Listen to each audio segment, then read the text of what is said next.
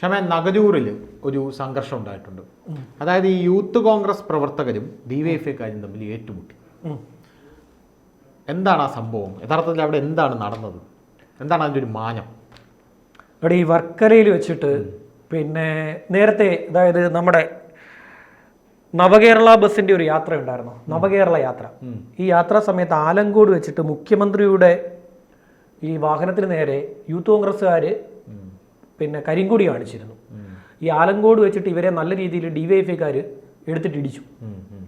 ഇടിയെല്ലാം കൊണ്ട് ആ വിഷയം പിന്നെ കേസും വഴക്കുമൊക്കെ ആയിട്ട് അങ്ങനെ പോയി. അത് ഒരുപാട് ജില്ലകളിൽ അടികൊണ്ടല്ലോ. രക്ഷാപ്രവർത്തനം എല്ലാ ജില്ലകളിലും നടത്തി. തിരിച്ചു കിട്ടിയത് കൊല്ലത്തേ ഉള്ളൂ. കൊല്ലത്ത് നല്ല രീതിയിൽ അവന്മാർ തിരിച്ചടിച്ചു കൊടുത്തു. രക്ഷാപ്രവർത്തനം നടത്തിയവരെയും കൊടുത്തു, എല്ലാത്തിനും ഓടിച്ചവന്മാർ. ആ കടപ്പാക്കടയിൽ നിന്ന് അങ്ങ് 3-ാം കുറ്റി വരെ കണ്ട് ഓടേണ്ടി വന്നവർക്ക് അവിടെ വരെ ഓടിച്ചവന്മാർ. ഈ RSS ഓടിച്ചത് രക്ഷാപ്രവർത്തനക്കാരെ. അപ്പോൾ ആലങ്കോട് നല്ല രീതിയിൽ ഇവർക്ക് അടി കിട്ടിയായിരുന്നു.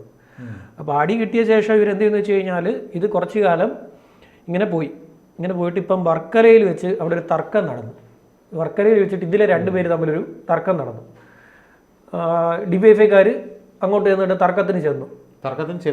തർക്കത്തിന് അവിടെ വെച്ചിട്ട് ഇവർ ഈ 2 കൂട്ടരും തമ്മിലൊരു തർക്കം ഈ വർക്കല വെച്ചുണ്ടായി. എല്ലാവരും ഇല്ല, 2 പേര് തമ്മിൽ, ഇതിൽ ഉൾപ്പെട്ട 2 പേര് തമ്മിൽ. എനിക്കൊന്ന് തേജസ്സും ആയിട്ടാണെന്ന് തോന്നുന്നു, തേജസ്സുമായിട്ടാണെന്ന് എൻ്റെ ധാരണ. അങ്ങനെ ഇവിടുന്ന് അവിടെ നിന്നിട്ട് വെല്ലുവിളിച്ചു, അങ്ങോട്ടും ഇങ്ങോട്ടും സംസാരമായി. അതവിടെ പറഞ്ഞ് തീർക്കുകയും ചെയ്തു. രാത്രിയായപ്പം ഈ നഗരൂരുള്ളവരായി ഈ അഫ്സൽ, തേജസ് ഒക്കെയുള്ള ഇങ്ങനെ, അതായത് ഡിവൈഎഫ്ഐക്കാർ കുറച്ച് പ്രവർത്തകർ, ചെറുപ്പക്കാരാണ്, അവരിവിടെ നിന്ന് നഗരൂർ നിന്നിട്ട് ഈ യൂത്ത് കോൺഗ്രസ്സുകാരെ ഫോണിൽ വിളിച്ചിട്ട് പറഞ്ഞു, നീയൊക്കെ ആരാടാ, എന്താടാ, ഏതാടാ എന്നൊക്കെ ചോദിച്ച് വെല്ലുവിളിയൊക്കെ നടത്തിയിട്ട് ഇവന്മാർ എന്ത് ചെയ്യുന്നു വെച്ച് കഴിഞ്ഞാൽ വലിയ കാര്യമായി വെല്ലുവിളിച്ചു. ഡിവൈഎഫ്ഐ ആണല്ലോ. ഡിവൈഎഫ്ഐ എന്ന് വെച്ചാൽ എന്താണ്? ഇവിടുത്തെ ഏറ്റവും വലിയ യുവജന സംഘടന, കേരളത്തിലെ എന്തും കാണിക്കാൻ ഇറങ്ങിത്തിരിക്കുന്ന റഹീമിൻ്റെ പിള്ളേർ. അപ്പോൾ ഇവർ റഹീമിനെയൊക്കെ കണ്ടിട്ടായിരിക്കും വെല്ലുവിളിച്ചു, കാര്യമായ വെല്ലുവിളി നടത്തി. CPM-ന്റെ സംരക്ഷണം, CPM, CITU വലിയ സംഘടനാ സംവിധാനം ഇവർക്കുണ്ടല്ലോ, ഇത് വെച്ചിട്ട് വെല്ലുവിളിച്ചു കൊടുത്തു. ഇവർ വിചാരിച്ച് പഴയ യൂത്ത് കോൺഗ്രസ് ആണ്. ഇതിൽ അവിടെ നിർത്തിയല്ലോ അല്ലേ പരിപാടി. ഏതാ മറ്റേ ഇതുണ്ടല്ലോ, പോപ്പുലർ ഫ്രണ്ട് ഓഫ് ഇന്ത്യ നിർത്തി കഴിഞ്ഞപ്പോഴത്തേക്ക് ഇവിടെയും കുറച്ച് പേര് വന്ന് കയറിയിടണം. മറ്റേടത്ത് ഇവർ വിചാരിച്ച് ഇവിടെ മാത്രമേ വന്ന് കയറിയിട്ടുള്ളൂ. ഇതിനേക്കാൾ കൂടുതൽ അവിടെ കയറിയിട്ടുണ്ട്. അവിടെ ഇപ്പം മുക്കിന് അവന്മാർക്ക് അടി കൊടുക്കുന്ന അവന്മാർ ആദ്യം ഒരു 3 പേര് വന്നു ഒരു കാറിനകത്ത് വന്നപ്പോഴത്തേക്ക് ഇവരിറങ്ങിയെന്ന് ചോദിച്ചു, എന്താടാ, ഏതാടാ, ഞങ്ങളുടെ നാട്ടിൽ നീയൊക്കെ വരുവോടാ എന്നൊക്കെ ചോദിച്ച് കാറൊക്കെ തല്ലിപ്പൊളിച്ച്. യൂത്ത് കോൺഗ്രസ്സുകാർ യൂത്ത് കോൺഗ്രസിന്റെ 3 പേര് വന്ന കാർ അങ്ങോട്ട് അടിച്ചു പിടിച്ചു കൊടുത്തു. ഒരു വൈകിട്ട് ഒരു 6:30 മണിയാണ്. അവന്മാർ അടിച്ചു പിടിച്ചിട്ട് അവന്മാർ ആദ്യം ഒന്ന് പിൻവാങ്ങിയിട്ട് അവന്മാരെന്ത് ബാക്കിയുള്ള ടീംസിനെ എല്ലാം അവിടെ വിളിച്ചു വരുത്തി. അവിടെ പടയോടിഞ്ഞ് വന്ന് പഴയ പോപ്പുലർ ഫ്രണ്ടുകാർ ഇപ്പം മറ്റേ രാഹുൽ ഗാന്ധി, ഞങ്ങളുടെ ഇനിയുള്ള നേതാവ് പിന്നെ റൌഫുക്കന്മാർ മറന്നു. ഇക്കാടെ ഫ്യൂസ് കീറി ഇപ്പം മറ്റേ കീറി കളഞ്ഞിട്ട് ഫ്യൂസ് അവന്മാർ കളഞ്ഞിട്ട് ഇപ്പം റൌഫുക്കയെ മറന്നു പറഞ്ഞു. റൌഫുക്ക എവിടേക്കോ നിന്ന് ചിലക്കുന്നുണ്ട്, എന്തൊക്കെയോ വിളിച്ച് പറയുന്നുണ്ട്, ഏതൊക്കെയോ ചാനലിൽ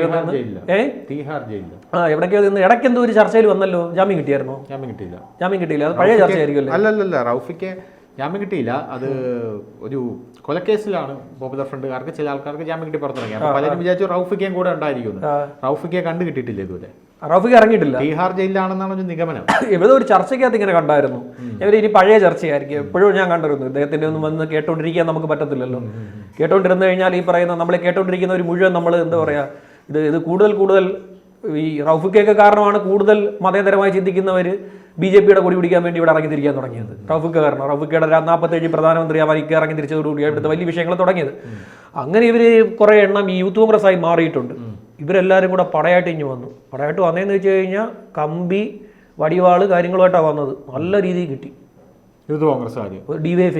ഡിവൈഎഫ്ഐക്ക് നല്ല രീതിയിൽ മുഹമ്മദ് നബീൽ, അബ്ദുല്ല, അയാസ് മുഹമ്മദ്, മുഹമ്മദ് സെയ്ദ്, പിന്നെ സെയ്ദ് അലി, മുഹമ്മദ് സാഹിൽ, നസീബ് ഷാ, സുഹൈൽ, മുഹമ്മദ് ബാത്തിഷ, ഇതാണ് വന്ന സംഘം.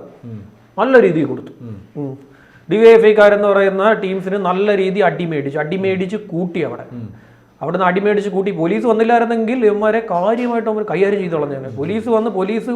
പോലീസുകാർ പെട്ടെന്ന് 2 പോലീസ് സ്റ്റേഷനിൽ, കിളിമാനൂരും നഗരൂരും 2 അടുത്തടുത്ത പോലീസ് സ്റ്റേഷനാണ്. ഈ 2 പോലീസ് സ്റ്റേഷനിൽ നിന്നുള്ള സംഘം അവിടെ ഓടിയെത്തി രക്ഷിച്ചതാ. എല്ലാവരും അടിമേടിച്ച് കൂട്ടിയാണ്, പിന്നെ അടിമേടിച്ചു, പിന്നെ അടിക്കാൻ വേണ്ടി ഇല്ലായിരുന്നു.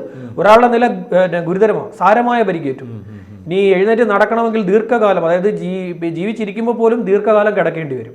അങ്ങനെയുള്ള സംഗതി ഉണ്ടാവുമല്ലോ, ദീർഘകാലം കിടക്കേണ്ടി വരും. ഇവർ വിചാരിച്ചു ഈ പഴയ യൂത്ത് കോൺഗ്രസ് ആണ്. യൂത്ത് കോൺഗ്രസ് ഒക്കെ മാറിയെന്നേ, പണ്ടത്തെ പോലൊന്നുമല്ല, പണ്ടത്തെ ഈ രീതിയൊന്നുമല്ല യൂത്ത് കോൺഗ്രസിന്. ഇവിടെ ഏതാണ്ട് വെള്ളറടയിൽ ഇപ്പം ഈ ഫെബ്രുവരിയിൽ ഡിവൈഎഫ്ഐക്കാർ പോയി യൂത്ത് കോൺഗ്രസിനെ ചൊറിയാൻ പോയി. യൂത്ത് കോൺഗ്രസ്സുകാരന്മാർ തിരിച്ചു വന്നിട്ട് അവിടുത്തെ പ്രിൻസ് എന്ന് പറയുന്ന ഡിവൈഎഫ്ഐയുടെ യൂണിറ്റ് സെക്രട്ടറിയുടെ ഓട്ടോയും കത്തിച്ചളഞ്ഞു. അക്രമം. പണ്ടെന്തുമായിരുന്നു, യൂത്ത് കോൺഗ്രസ്സുകാരെ KSUക്കാരെയൊക്കെ 2 അടി കൊടുത്തു കഴിഞ്ഞാൽ അവർ കൊണ്ടിട്ട് അവർ പോയി സമാധാനത്തിന്റെ അവർ കേസ് കൊടുത്ത് പരാതിയും കേസും ഒക്കെ എടുത്ത് FIR ഇടിച്ചാൽ അവർ പോത്തേ ഉള്ളൂ. തിരിച്ചടി എന്നുള്ള ഒരു രീതി യൂത്ത് കോൺഗ്രസിനോ KSUവിനോ ഒന്നും ഇല്ലായിരുന്നു. പക്ഷേ ഇപ്പോൾ എന്തോ, ഇപ്പൊ കായികപരമായിട്ടുള്ള പോരാട്ടം. ഇപ്പൊ DYFI പിള്ളേർ നന്നായിട്ട് മനസ്സിലാക്കുന്നുണ്ട് കേട്ടോ. DYFI പിള്ളേർ നല്ല രീതിയിൽ മനസ്സിലാക്കുന്നുണ്ട്. ഇത് ഇങ്ങനെ DYFI അടി വാങ്ങിച്ചിട്ട് DYFIയുടെ നേതൃത്വം ഒന്നും പ്രതികരിക്കാനോ കാര്യങ്ങൾക്കൊന്നും ഇല്ല, പോയില്ല. പേടിയാണ്. അല്ല, ഇത് പിന്നീട് അങ്ങ് സെറ്റിലാക്കുവന്നേ. ഇത് പുറത്ത് വേറെ സെറ്റിലാക്കുമല്ലോ, വേറെ ആൾക്കാർ ഇടപെട്ടുകൊണ്ട് കിട്ടിയവനും കൊടുത്തവനും ഒക്കെ ഒരേ ടീം ആകുമ്പോഴത്തേക്ക് പുറത്ത് വേറെ സെറ്റിൽമെന്റ് നടക്കും. വിളിച്ചിരുത്തി സെറ്റിൽമെന്റ് ചെയ്ത് അങ്ങ് പറഞ്ഞു വിടും. ഇതിപ്പോൾ കൊടുത്തവന്മാർ വേറെ ആയിരുന്നു, കിട്ടിയവന്മാർ വേറെ ആയിരുന്നെങ്കിൽ ഇപ്പം ഇത് വേറെ വിഷയത്തിലേക്ക് കാര്യങ്ങൾ പോയത്. ഇതിപ്പോൾ ഒരു ഔട്ട് ഓഫ് സെറ്റിൽമെന്റ് നടത്തും, അത് നടത്തി സെറ്റിൽമെന്റ് ആക്കി കൊടുക്കത്തേ ഉള്ളൂ. ഇതിപ്പോൾ ശരിക്കും മേടിക്കുന്നുണ്ട് DYFI. ഇവിടെ മാത്രമൊന്നുമില്ല, കേരളത്തിൽ അങ്ങോളം ഇങ്ങോളം അടി മേടിക്കുന്നുണ്ട്. ഇപ്പം ഇടയ്ക്ക് വെച്ചൊരു യൂത്ത് കോൺഗ്രസിന്റെ പ്രകടനം അറിഞ്ഞായിരുന്നോ? നമ്മുടെ മണിപ്പൂർ വിഷയവുമായി ബന്ധപ്പെട്ട് പ്രകടനം നടത്തി. യൂത്ത് കോൺഗ്രസ്സാണ് പ്രകടനം നടത്തിയത്. വർഗീയ വിദ്വേഷം മുദ്രാവാക്യം വിളിച്ചത്, വർഗീയ വിദ്വേഷമായിട്ടുള്ള കാഞ്ഞങ്ങാട് പിന്നെ യൂത്ത് ലീഗ് വിളിച്ചതിനേക്കാൾ ഭീകരമായിട്ടുള്ള, കാഞ്ഞങ്ങാടാണ് ഏറ്റവും ഭീകരമായിട്ട് ഈ അടുത്തിടയ്ക്ക് വിളിച്ച മുദ്രാവാക്യം. അതിഭീകരമായിട്ട് അവസാനം ഈ ലീഗിന് പോലും, ലീഗ് നേതൃത്വത്തിന് അവിടുത്തെ കാഞ്ഞങ്ങാടത്തെ ലീഗുകാരെ തള്ളിപ്പറയേണ്ടി വരും. മതേതര ലീഗ് എന്നാ പറഞ്ഞേ. എന്തുമാത്രം ശിക്ഷ ഇടേണ്ടി വന്നെന്നറിയാമോ? ഭയങ്കര ഭീകരമായിട്ടുള്ള വർഗീയ മുദ്രാവാക്യം. ഏതാ ഹിന്ദു ഭൂരിപക്ഷത്തിന്, അല്ല ഹിന്ദു പിന്നെ സംസ്കാരത്തെ, ഹിന്ദു മതത്തെ വിശ്വസിക്കുന്നവർക്കെതിരായിട്ടുള്ള കൊലവിളി മുദ്രാവാക്യം നടത്തി. മണിപ്പൂർ ഹിന്ദു വിശ്വാസമായിട്ട് എന്താ ബന്ധം? അതെനിക്ക് മനസ്സിലാവുന്നില്ല. BJP ആയിട്ട് എന്തെങ്കിലുമൊക്കെ, പിന്നെ ഇനി BJP കേന്ദ്രത്തിൽ ഭരിച്ചിട്ട് മണിപ്പൂർ അവർക്ക് വേണ്ടി മണിപ്പൂർ ഒന്നും ചെയ്തു കൊടുത്തില്ല എന്നുള്ള കാര്യം നമുക്ക് ഈ പറയുന്ന പോലെ അവർ വാദിക്കുന്നു. കോൺഗ്രസും വാദിക്കുന്നുണ്ട്, ബാക്കിയുള്ള പ്രതിപക്ഷ പാർട്ടികളെല്ലാം അത് വാദിക്കുന്നുണ്ട്. അവിടെ ഈ പറയുന്ന 2 ഗോത്ര വിഭാഗങ്ങൾ തമ്മിൽ വർഷങ്ങൾക്ക് മുമ്പേ വിഷയങ്ങളാണ്. അത് ചരിത്രമുണ്ട്, അതിന് ഒരുപാട് ചരിത്രമുള്ള. നെഹ്റുവിന് മുമ്പേ, നെഹ്റുവിന്റെ ഭരണാധികാരം ബ്രിട്ടീഷ് ഇന്ത്യയിൽ തന്നെ ഈ പ്രശ്നങ്ങൾ അവിടെ ഉണ്ടായിരുന്ന വിഷയങ്ങളാണ്. പോട്ടെ, അവർ പറഞ്ഞോട്ടെ, BJP പറഞ്ഞോട്ടെ, എന്തിനാണ് ഹിന്ദു മതത്തിനെതിരെ അവിടെ മുദ്രാവാക്യം കാഞ്ഞങ്ങാട് വിളിച്ചത്? അതിനേക്കാൾ ഭീകരമായിട്ടുള്ള മുദ്രാവാക്യം യൂത്ത് കോൺഗ്രസ് എങ്ങനെയാണ് വിളിക്കുന്നത്? യൂത്ത് കോൺഗ്രസിന് എങ്ങനെ ഈ മുദ്രാവാക്യം കിട്ടുന്നു? യൂത്ത് കോൺഗ്രസിന്റെ പിന്നെ നേതാക്കൾക്ക് എങ്ങനെ മുദ്രാവാക്യം വിളിക്കുന്നു? ഇവിടെ ജവഹർലാൽ നെഹ്റു സ്റ്റഡി സെന്റർ അല്ലേ, അവിടെ അല്ലേ അടി നടന്നത്? അടി നടന്ന കഥ എടുക്ക്, ആ അടി എവിടെ പോയെന്ന് നോക്ക്. അവിടെ നമ്മൾ നോക്കുമ്പോൾ അവിടെ മദ്യപിച്ചു, അങ്ങോട്ടും ഇങ്ങോട്ടും തർക്കം ഉണ്ടായി എന്നുള്ള വിഷയങ്ങളൊക്കെ വരത്തുള്ളൂ. വേറെയും വിഷയങ്ങൾ അവിടെ ഉണ്ടായിരുന്നു. ഇവരെല്ലാം ചേരി തിരിഞ്ഞ് വലിയ വിഷയങ്ങൾ അവിടെ ഉണ്ടായിക്കൊണ്ടിരിക്കുകയാണെന്നേ. ഈ യൂത്ത് കോൺഗ്രസിനകത്ത് തന്നെ ഇവരുടെ ഒരു വളർച്ച, ഈ പോപ്പുലർ ഫ്രണ്ടിൽ നിന്ന് വന്നവരുടെ ഒരു വളർച്ച പെട്ടെന്നാണ് ഉണ്ടാവുന്നത്. അത് യഥാർത്ഥ യൂത്ത് കോൺഗ്രസ്സുകാരെ പോലും ചവിട്ടിത്താക്കും അവിടെ. ഞാൻ പണ്ട് DYFIയുടെയും SFIയുടെയും കഥ പറഞ്ഞായിരുന്നു. SFIയിലും DYFIയിലും കടന്നു കയറിയ ഇത്തരക്കാർ ഈ പറയുന്ന തക്ബീർ മുദ്രാവാക്യം വിളിച്ച കഥ ഞാൻ ധനുഷിനോട് പറഞ്ഞിട്ടുണ്ട്. തക്ബീർ വിളിച്ചുവെന്ന്. അതവിടെ നിൽക്കട്ടെ. ഇത് ഇപ്പോൾ മതത്തിനെതിരെ, മതപരമായിട്ടുള്ള വിഷയങ്ങളിൽ പോലും യൂത്ത് കോൺഗ്രസിന്റെ ഭാഗത്ത് നിന്ന് ചില സ്ഥലങ്ങളിൽ മുദ്രാവാക്യം വിളിക്കുന്നു, യൂത്ത് ലീഗ് വിളിക്കുന്നു. യൂത്ത് ലീഗിനെയൊക്കെ നമ്മൾ എന്താ പറയുന്നത്, മതേതര ലീഗ് എന്നൊക്കെയാണ് പലരും പറഞ്ഞിട്ടുള്ളത്. പല നേതാക്കൾ, ഇവിടുത്തെ പ്രധാനപ്പെട്ട LDFന്റെ നേതാക്കൾ വരെ ലീഗ് ഒരു മതേതര പാർട്ടിയാണെന്ന് പറഞ്ഞിട്ടുണ്ട്. അവരുടെ യുവജന സംഘടന കാഞ്ഞങ്ങാട് ഈ പറയുന്ന ഹിന്ദു മതത്തിനെതിരെയും ഹിന്ദു മതവിശ്വാസികൾക്കെതിരെയും മുദ്രാവാക്യം വിളിക്കുന്നു. അതേപോലെ തന്നെ യൂത്ത് കോൺഗ്രസിന്റെ ചില ഇതിൽ വിളിക്കുന്നു. അതൊന്നും പോരാഞ്ഞിട്ട് ഈ യൂത്ത് കോൺഗ്രസിന്റെ മാർച്ചിൽ ലീഗിന്റെ പതാക വരുന്നു. ലീഗ് ഇതേതാന്ന് അറിയാൻ പറ്റാത്ത അവസ്ഥ വരുന്നു. അതുപോലെ തന്നെ മറ്റേ ഇദ്ദേഹം ജയിച്ച പിന്നെ മണ്ഡലം വടകരയിൽ, ഷാഫി പറമ്പിൽ ജയിച്ച മണ്ഡലത്തിൽ യൂത്ത് കോൺഗ്രസ് മാർച്ച് നടത്തിയപ്പോൾ യൂത്ത് കോൺഗ്രസിന്റെ ആകെപ്പാടെയുള്ള 2-3 കോടി അത് കണ്ടുപിടിക്കണമെങ്കിൽ പാടുപെടേണ്ടി വരും. അവിടെ മുഴുവൻ ലീഗിന്റെ പതാക, ലീഗിന്റെ യൂത്ത് മാർച്ച് യൂത്ത് കോൺഗ്രസിന്റെ. ഈ കാഞ്ഞങ്ങാട് വിളിച്ച പ്രശ്നം ഉണ്ടാക്കിയവർ ഇതേ ആൾക്കാർ തന്നെ യൂത്ത് കോൺഗ്രസിന്റെ മാർച്ചിലുണ്ടായിരുന്നു എന്നാണ് കാഞ്ഞങ്ങാട് കൊടുത്ത ഒരു പരാതി.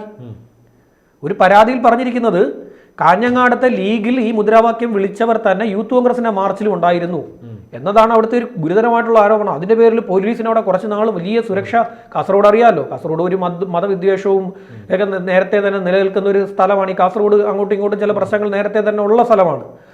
അവിടെ ഇങ്ങനെയുള്ള സംഭവങ്ങൾ ഉണ്ടാകുന്നു. ഇപ്പോൾ എന്തായാലും ഡിവൈഎഫ്ഐ, ഇനിയിപ്പം ഡിവൈഎഫ്ഐയിലെ ഈ പറയുന്ന യഥാർത്ഥ സഖാക്കൾ, ഡിവൈഎഫ്ഐയിലെ യഥാർത്ഥ സഖാക്കൾ, പാർട്ടി കുടുംബം, CPM-ന്റെ കുടുംബത്തിൽ നിന്ന് വന്നവർ ഈ ഡിവൈഎഫിലുള്ള സുഡാപ്പിയെ സൂക്ഷിക്കണം, യൂത്ത് കോൺഗ്രസിലുള്ള സുഡാപ്പിയെ സൂക്ഷിക്കണം. ഈ രണ്ട് കൂട്ടരെ സൂക്ഷിച്ചു വേണം ഇവിടുത്തെ ഡിവൈഎഫ്ഐയിലുള്ള സഖാക്കളും അതുപോലെ തന്നെ യൂത്ത് കോൺഗ്രസിലുള്ള യഥാർത്ഥ കോൺഗ്രസിൻ്റെ യുവ നേതാക്കൾ, ചെറിയ ഇപ്പോൾ വളർന്നു വരുന്ന നേതാക്കൾ, അതിലുള്ള സുഡാപ്പികളെ സൂക്ഷിക്കണം, ഡിവൈഎഫിലുള്ള സുഡാപ്പികളെ സൂക്ഷിക്കണം. സർവത്ര സുഡാപ്പിമായ, എങ്ങോട്ട് നോക്കിയാലും സുഡാപ്പികൾ. അത് നിരോധിച്ചത് എനിക്ക് തോന്നുന്നു, ഈ നിരോധിച്ചിട്ട് ഒന്നുകിൽ ഇവരുടെയൊക്കെ ഒരു ലിസ്റ്റ് തയ്യാറാക്കിയിട്ട് എല്ലാ രാഷ്ട്രീയ പാർട്ടിക്കാരുടെയും സംസ്ഥാന സെക്രട്ടറിമാർക്കും ഏരിയ സെക്രട്ടറിമാർക്കും മണ്ഡല സെക്രട്ടറിമാർക്കും ജില്ലാ സെക്രട്ടറിമാർക്കും കൊടുക്കണമായിരുന്നു. ഇവന്മാരെല്ലാം ഇന്ന ആൾക്കാരാണെന്ന് പറഞ്ഞു കൊടുക്കണമായിരുന്നു. ഇതിപ്പോൾ വന്നു കയറിയവനാരാ, ഇത് നിന്നവനാരാ, വന്നവനാരാ, നിന്നവനാരാ എന്ന് മനസ്സിലാവാത്ത അവസ്ഥയാണ് ഇതിപ്പോൾ നടക്കുന്നത്. ഇതിപ്പോൾ എല്ലാ രാഷ്ട്രീയ പാർട്ടിയിലും കയറി കൂടിയിരിക്കുക. വലിയ പ്രതിസന്ധിയിലോട്ടാണ് കൊണ്ടിരിക്കുന്നത്. CPM പരസ്യമായിട്ട് പറഞ്ഞു കഴിഞ്ഞു പോപ്പുലർ ഫ്രണ്ട് നുഴഞ്ഞു കയറിയിട്ടുണ്ടെന്നകത്തേക്ക്. കോടിയേരി ബാലകൃഷ്ണൻ അത് വർഷങ്ങൾക്ക് മുമ്പേ പറഞ്ഞു. പോപ്പുലർ ഫ്രണ്ടൊക്കെ നിരോധിക്കുന്നതിന് മുമ്പേ അദ്ദേഹത്തിന് അത് പറയേണ്ടി വന്നു. അത് പറയേണ്ടി വന്ന കാര്യം എന്ന് വെച്ച് കഴിഞ്ഞാൽ മറ്റേ ബേക്കറി ലഹളയൊക്കെ നടന്ന സമയത്ത്, ആ സമയത്ത് എന്താ പറയുക, കാവി മുണ്ടെടുത്തവനും കുറിയിട്ടവനും എല്ലാം അവർക്ക് RSS ആണെന്ന് പ്രഖ്യാപിച്ചുകൊണ്ട് അവരുടെ എല്ലാം വ്യാപാര സ്ഥാപനങ്ങൾ ഇവർ നശിപ്പിച്ചു. അന്ന് പോലീസ് പിടിച്ചപ്പോൾ, പോലീസ് അന്വേഷിച്ചപ്പോൾ ഇവന്മാരെല്ലാം പോപ്പുലർ ഫ്രണ്ടുകാരാ, അവന്മാരെല്ലാം പറയുന്നത് DYFI ആണെന്ന്. പോലീസ് കൊണ്ട് റിപ്പോർട്ട് കൊടുത്തപ്പോൾ പിന്നെ എങ്ങനെ തള്ളി പറയാൻ പറ്റും? അവരുടെ ആഭ്യന്തര വകുപ്പിന്റെ കീഴിരിക്കുന്ന പോലീസ് പറയുന്നു ഇതെല്ലാം സുഡാപ്പികളാണ്. പിന്നെ എങ്ങനെ ഒരു പാർട്ടിയുടെ സംസ്ഥാന സെക്രട്ടറിക്ക് ഉണ്ടായിരിക്കാൻ പറഞ്ഞു? സംസ്ഥാന സെക്രട്ടറി പറഞ്ഞു ഞങ്ങളുടെ അവിടെ കയറി കഴിഞ്ഞു, അത് ഞങ്ങൾ ശ്രദ്ധാപൂർവ്വം കൈകാര്യം ചെയ്യും എന്ന് അന്ന് പറയേണ്ടി വന്നു. ഇപ്പോൾ അധികം വൈകാതെ മറ്റേ ഈ കള്ളവൂട്ടി കൂടെ ഒരാൾ പോയായിരുന്നു കേട്ടോ. കള്ളവോട്ട്, ഈ വ്യാജ ഐഡന്റിറ്റി കാർഡൊക്കെ ഉണ്ടാക്കിയിട്ട് പണ്ട് മറ്റേ ധോണിയുടെയൊക്കെ ഏതോ നടൻ അജിത്തിൻ്റെയൊക്കെ വ്യാജ ID ഉണ്ടാക്കിയെടുത്തു. ഈ ഇദ്ദേഹമൊക്കെ ഈ പോയി ഇരിക്കുന്ന സ്ഥലത്ത് സൂക്ഷിച്ചോണം കേട്ടോ. ഇപ്പം മറ്റേ അവരൊക്കെ എന്താ പറയുക, കൂടുപാത്രം മാത്രമേ ഉണ്ടായിരുന്നുള്ളൂ. ഇത് കൂടുപാത്രമൊന്നും ആയിരിക്കത്തില്ല. നല്ല രീതിയിൽ ഒരു ദിവസം രാവിലെ ഉണരുമ്പോഴത്തേക്ക് മറ്റേ ഈ കോൺഗ്രസിൻ്റെ പതാകയിൽ താഴത്തെ പച്ച വരെ മാത്രമേ കാണത്തുള്ളൂ, ബാക്കി മേളത്തിലുള്ളതെല്ലാം എടുത്തുകൊണ്ടോ കളയും. ഇത് പറഞ്ഞ് അവസാനിപ്പിക്കുക. എന്തായാലും സൂക്ഷിക്കുക, ശ്രദ്ധിക്കുക. നമ്മുടെ കേരളത്തിലെ സാഹചര്യം മാറിക്കൊണ്ടേ ഇരിക്കുകയാണ്. എല്ലാ രാഷ്ട്രീയ പാർട്ടിയിലും ഇവന്മാർ കടന്നുകൂടിയിട്ടുണ്ട്. ശ്രദ്ധിക്കുക. കൂടുതൽ വാർത്തകളും വിശേഷങ്ങളും നിങ്ങളിലേക്ക് എത്താൻ ABC മലയാളം സബ്സ്ക്രൈബ് ചെയ്യുക, ബെൽ ബട്ടണും അമർത്തുക.